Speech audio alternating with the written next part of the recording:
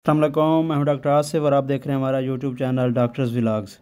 हम आज के इस वीडियो में जानवरों में चक्री वाली बीमारी की मुकम्मल मालूमात, उसकी वजूहात और उसके इलाज के बारे में बात करेंगे।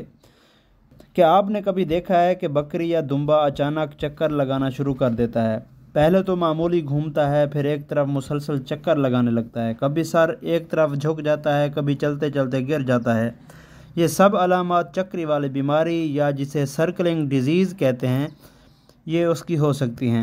तो प्यारे फार्मर भाइयों, बकरियों की कुछ बीमारियां ऐसी हैं जो बकरियों के लिए तो ख़तरनाक हैं ही, मगर उसके साथ साथ इंसानों के लिए भी ख़तरनाक हो सकती हैं। ऐसी बीमारियों को जूनोटिक बीमारियां कहते हैं, क्योंकि अगर एहतियात ना की जाए तो ये बीमारियां जानवरों से इंसानों को लग जाती हैं। और आज हम ऐसी ही बीमारी के बारे में बात करते हैं कि जैसा कि हमने पहले बताया है कि लिस्टीरियोसिस ये भी एक ऐसी बीमारी है जो कि जीनोटिक इम्पोर्टेंस रखती है और ये जानवरों से इंसानों को भी लग सकती है।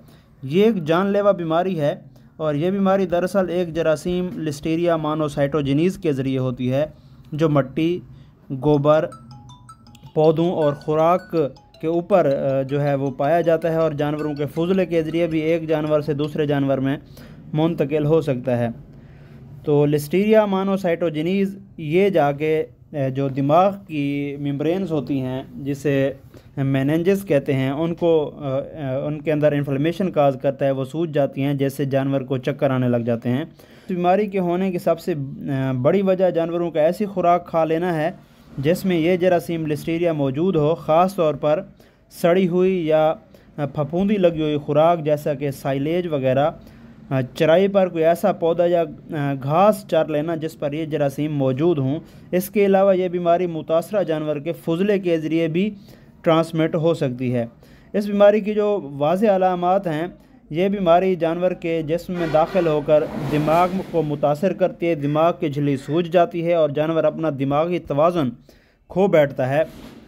और इसकी जो और अलामात में हैं, जानवर को तेज़ बुखार हो जाता है, जानवर खाना पीना छोड़ देता है, दूध में कमी हो जाती है, एक सिमत में गोल चक्कर लगाना शुरू कर देता है, अपना तवाज़ुन खो देता है, मुंह की एक तरफ का जो है वो फालिज हो जाता है, जिसे पार्शल फेशियल पैरालिसिस कहते हैं, और मुंह से राल टपकती है, आँखों का सुर्ख हो जाना ये एक अहम वाज़ेह अलामात है, और एक आँख की बिनाई चले जाना।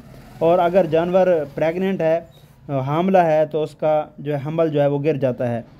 इसके बचाव के बारे में हम बताएंगे कि जो जानवर बाड़े के अंदर रहते हैं और चराई पर नहीं जाते हैं, उनको साफ़ सुथरी खुराक दें। फफूंदी लगी हुई खुराक किसी सूरत में नहीं देनी चाहिए। साइलेज का इस्तेमाल करते हुए इस बात का यकीन कर लें कि वो ख़राब नहीं है। जो जानवर बाहर चराई पर जाते हैं उनको ऐसी जगह पर चराई ना करवाएं जो गीली हो या गंदी हो। इलाज के लिए है कि यह ख़तरनाक और जानलेवा बीमारी है, इसको हमारे मुल्क में लाइलाज बीमारी समझा जाता है, लेकिन बाहर की दुनिया में इसका इलाज किया जाता है, जो सिर्फ़ एक सूरत में मुमकिन है। अगर बीमारी की अलामात ज़हर होने के साथ ही इसका इलाज शुरू किया जाए तो इसको कंट्रोल किया जा सकता है। इसके कंट्रोल के लिए जो एंटीबायोटिक्स इस्तेमाल होती हैं वो प्रोकेन पेनिसिलिन है, और इसके साथ डेक्सामेथासोन है, और एंटीपायरेटिक बुखार के लिए जो है वो इंजेक्शन लगाए जाते हैं। दिन में 2 दफ़ा ये ट्रीटमेंट दोहराएं और इसे 5 से 7 दिन तक मुसलसल इस्तेमाल करें, तब जाके जानवर को फ़ायदा होगा। अगर जानवर गबन है, प्रेग्नेंट है, तो उसके अंदर डेक्सामेथासोन इस्तेमाल ना करें और इससे अबार्शन होने का ख़तरा होता है। अगर आपको हमारी ये वीडियो पसंद आई है तो इसको लाइक करें, शेयर करें, ताकि ज़्यादा से ज़्यादा लोगों को इसके बारे में पता हो। वीडियो के एंड में आपसे दरख्वास्त है कि अगर आप हमारे चैनल पर न्यू हैं तो हमारे चैनल को सब्सक्राइब कर लें और बेल आइकन के बटन को प्रेस कर लें, ताकि हमारी हर नई आने वाली वीडियो का नोटिफिकेशन आपको मिलता रहे।